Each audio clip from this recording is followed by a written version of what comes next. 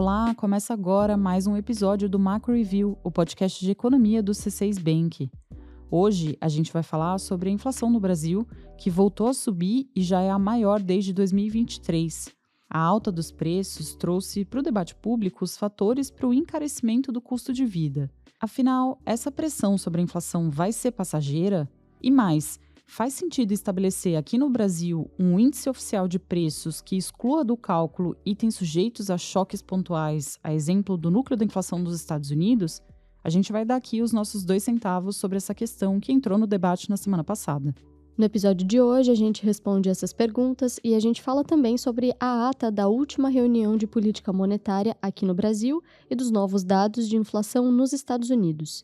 Hoje a gente tem ainda a participação da Marina Valentini, do JP Morgan Asset Management. Ela fala sobre a instabilidade dos mercados americanos e sobre um evento importante nessa semana, a imposição de amplas tarifas pelos Estados Unidos. Eu sou a Marina Rapa. E eu sou a Bianca Alvarenga, e hoje é dia 31 de março de 2025. Vamos lá?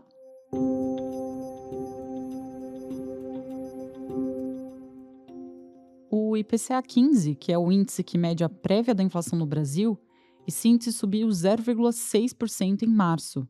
Foi uma variação mensal melhor do que a registrada em fevereiro, mas ainda é preocupante. Para você que está nos ouvindo ter uma ideia, se esse resultado de março se repetir nos próximos 12 meses, a gente chegaria a uma inflação muito elevada, de 8% ao ano. No acumulado dos 12 meses até março, o IPCA 15 registra alta de 5,3%. É a maior variação registrada desde março de 2023. Dessa forma, a inflação brasileira continua não só acima da meta de 3%, mas também acima do limite de tolerância, que é de 4,5%.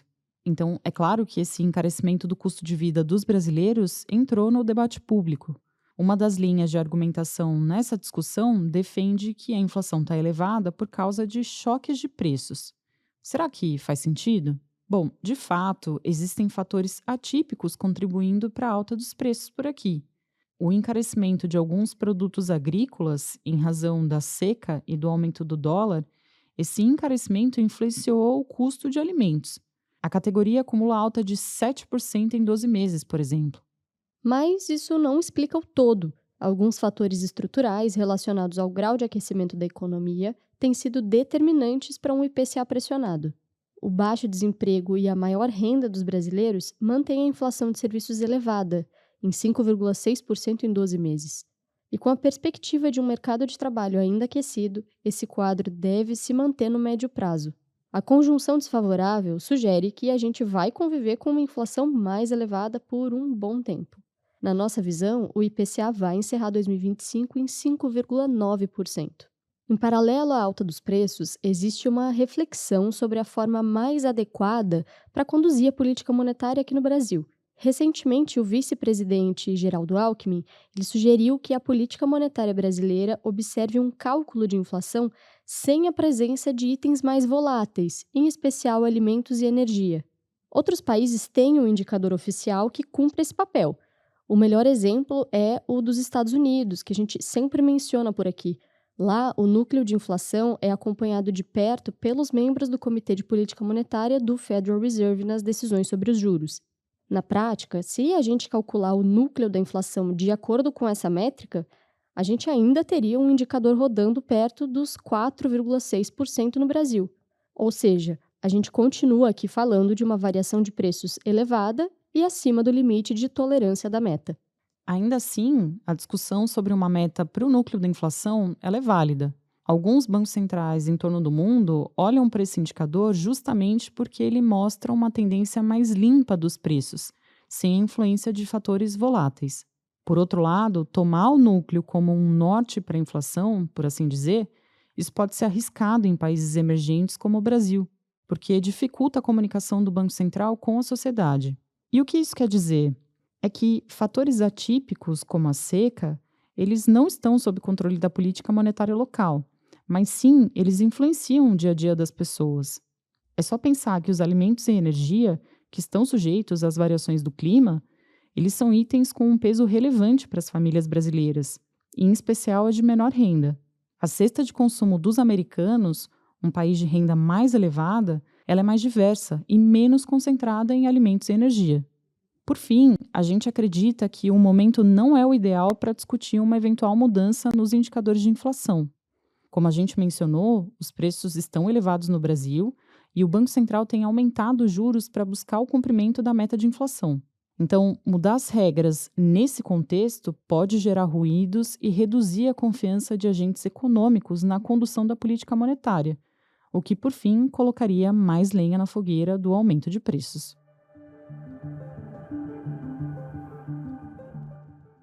Agora a gente fala sobre a ata da última reunião do Comitê de Política Monetária, o Copom, que foi divulgada na semana passada pelo Banco Central. Vale lembrar que, nesse último encontro do comitê, a taxa de juros subiu para 14,25%, maior patamar desde 2016, e a autoridade sinalizou ainda uma alta de menor magnitude na próxima reunião. Nesse documento, na ata, o Copom elencou os desafios para levar a inflação para a meta de 3%, citando, por exemplo, a necessidade de manter os canais de política monetária desobstruídos. Para você entender, esses canais são o caminho que o aperto de juros percorre para chegar à economia real e, consequentemente, à inflação. Então, imagina uma torneira. Os canais de transmissão são como os canos que levam a água, e nesse caso os juros, até o seu destino. Como a gente tem alertado aqui há algum tempo, alguns desses canais não estão funcionando como deveriam. Políticas de estímulo ao crédito, por exemplo, atuam na contramão do aperto de juros. O desafio é tão grande que as próprias projeções do relatório de política monetária, um documento que é elaborado também pelo Banco Central, essas projeções sugerem que a inflação vai se aproximar da meta só na segunda metade de 2027. Mesmo que esse seja um horizonte distante, a própria perspectiva de alcance do alvo sugere que o Banco Central não vai optar por subir os juros para patamares muito acima do atual. Em outras palavras, a gente acredita que o plano de voo do Copom por hora é elevar a Selic para 15% e manter os juros nesse patamar por um longo período. Agora a gente fala sobre os Estados Unidos. Por lá, a inflação acelerou em fevereiro e persiste acima da meta de 2% do Federal Reserve, o Fed, Banco Central Americano. No acumulado de 12 meses, um núcleo do Índice de Preços de Gastos com o Consumo, o PCI, esse núcleo subiu de 2,6% para 2,8%. Teve ainda a revisão para cima do dado divulgado no mês passado. Então, essas são notícias ruins para o Fed, que observa esse indicador de perto para tomar suas decisões de política monetária. E olha, além desse sinal negativo, nesta semana devem entrar em vigor as tarifas de 25% sobre a importação de veículos pelos Estados Unidos e também as taxas para os produtos importados do México e do Canadá. É aguardado, por fim, o anúncio de tarifas recíprocas pelos americanos. Na nossa visão, os dados recentes de inflação, somados às incertezas em relação aos impactos das políticas comerciais do governo americano, tudo isso deve contribuir para que o Fed mantenha uma postura cautelosa nos próximos meses. Por hora, a gente mantém a nossa expectativa de 2 cortes de juros nos Estados Unidos ao longo de 2025, mas é importante, a gente reconhece que existem boas chances de o Fed optar por ser mais conservador. Agora a gente passa para o quadro Mercados Globais. É o espaço em que a Marina Valentini, estrategista do JP Morgan Asset Management, analisa o movimento dos mercados lá de fora e a forma como os investidores estão recebendo as notícias do campo econômico. Hoje, a Marina faz um balanço do resultado dos principais índices de ações no exterior e conta como houve uma troca de cadeiras, digamos assim, desde o início do ano.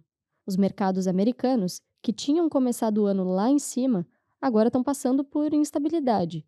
Vamos ver a análise completa da Marina.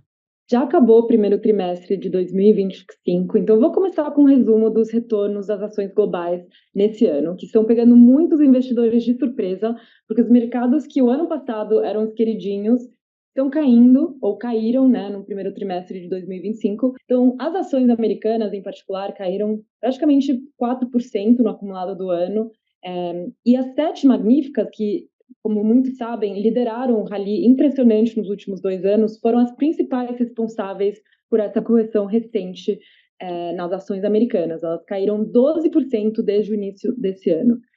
os seus altos valuations as deixaram mais vulneráveis a toda essa incerteza econômica que a gente está vivendo nos Estados Unidos. E, em contraste, se a gente compara com o restante do S&P 500, as ações, excluindo as 7 magníficas, subiram, na verdade, 1%. Então, os investidores agora estão redirecionando o seu foco do setor tecnológico para outros setores, como saúde, serviços públicos. Essa é uma tendência para os que nos acompanham, que sabem que a gente vem falando faz bastante tempo. E essa rotação não é exclusividade dos Estados Unidos, é realmente um fenômeno global.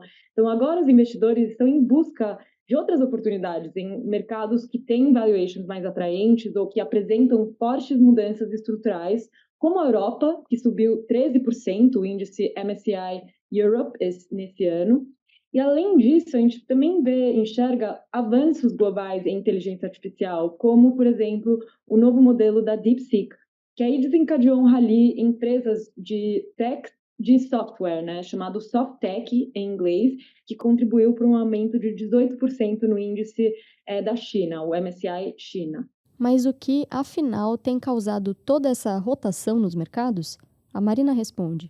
Além desses valuations elevados que eu mencionei, também tem muita incerteza agora sobre as mudanças políticas nos Estados Unidos, que deixou agora o mercado um pouco confuso, digerindo agora os possíveis impactos econômicos. Então, achamos que é muito cedo para falar de uma recessão, mas os riscos de uma recessão aumentaram, sim, desde seus níveis baixos no início do ano. E por quê? Bom, as pesquisas, as enquetes mais recentes mostram uma queda na confiança do consumidor e das empresas, refletindo mais incerteza política. Então, se a gente pensar, semana passada saiu outro dado de confiança de consumidor, que caiu, né, de 100,1 para 92,9 em março, que é o menor nível em 4 anos. Enquanto isso, as expectativas de inflação para o próximo ano dos consumidores subiu também, para 6,2% de 5,8% no mês passado.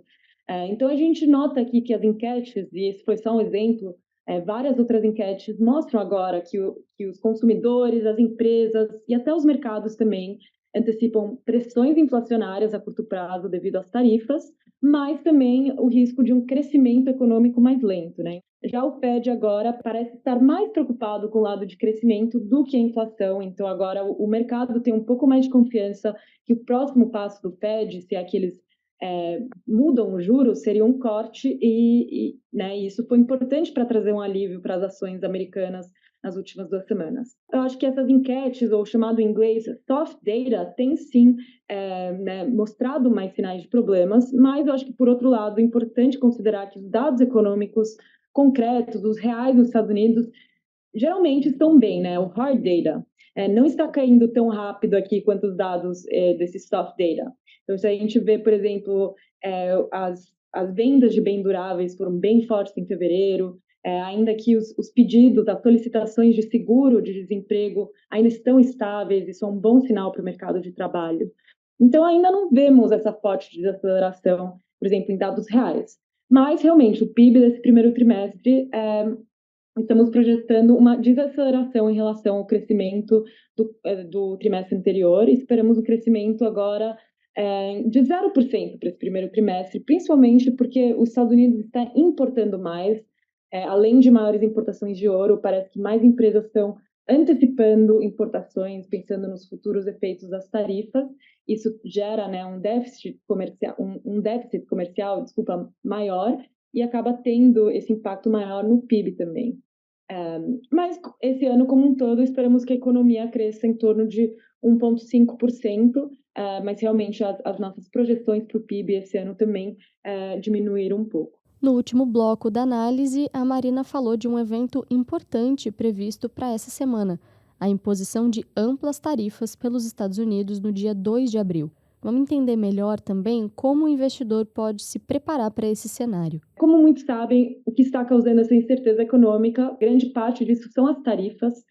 Semana passada tivemos mais anúncios de tarifas em carros, em cobre, e essa semana estamos esperando o grande dia, o Liberation Day, que a Casa Branca chama, né, o dia 2º de abril, onde esperamos aqui mais anúncios sobre as tarifas, principalmente tarifas recíprocas.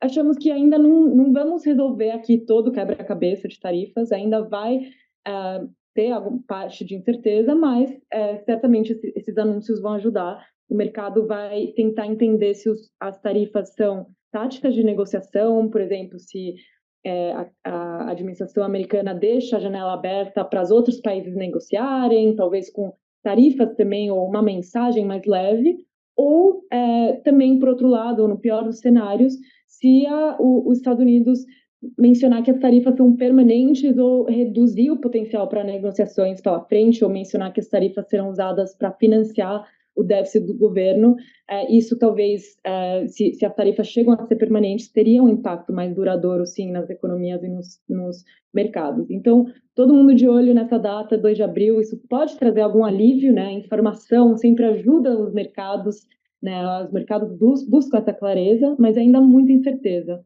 Então, recomendamos estratégias de portfólio muito equilibradas, né? Aproveitando a proteção da renda fixa, junto com a gestão ativa, para realmente buscar as ações de maior qualidade nos Estados Unidos, as que estão menos expostas para as tarifas, e aproveitar a grande rotação de mercados que está acontecendo para outros países. Hora da nossa agenda. Eu compartilho agora os dados econômicos que a nossa equipe acompanha nos próximos dias. Vamos lá. Na terça-feira, a gente acompanha os dados do ISM de manufaturas dos Estados Unidos para o mês de março. E na mesma semana, saem os dados do ISM de serviços. Assim, com esses dois indicadores, a gente vai ter um termômetro de como anda a atividade econômica nos Estados Unidos. Também na terça, vai ser divulgado o índice de inflação da zona do euro, o CPI de março. A nossa expectativa é que a inflação europeia continue mostrando uma desaceleração gradual. No Brasil, na quarta-feira, a gente fica sabendo o resultado da pesquisa industrial mensal de fevereiro. A gente projeta uma estabilidade no setor em relação a janeiro. E para fechar a semana, na sexta-feira, saem os dados do mercado de trabalho dos Estados Unidos referentes a março. Divulgações recentes mostraram que o mercado de trabalho americano segue aquecido, com uma taxa de desemprego baixa em relação aos padrões históricos. Bom, é isso, chegamos ao fim de mais um episódio. Muito obrigada por nos acompanhar até aqui. E eu quero saber o que você achou do episódio de hoje, hein?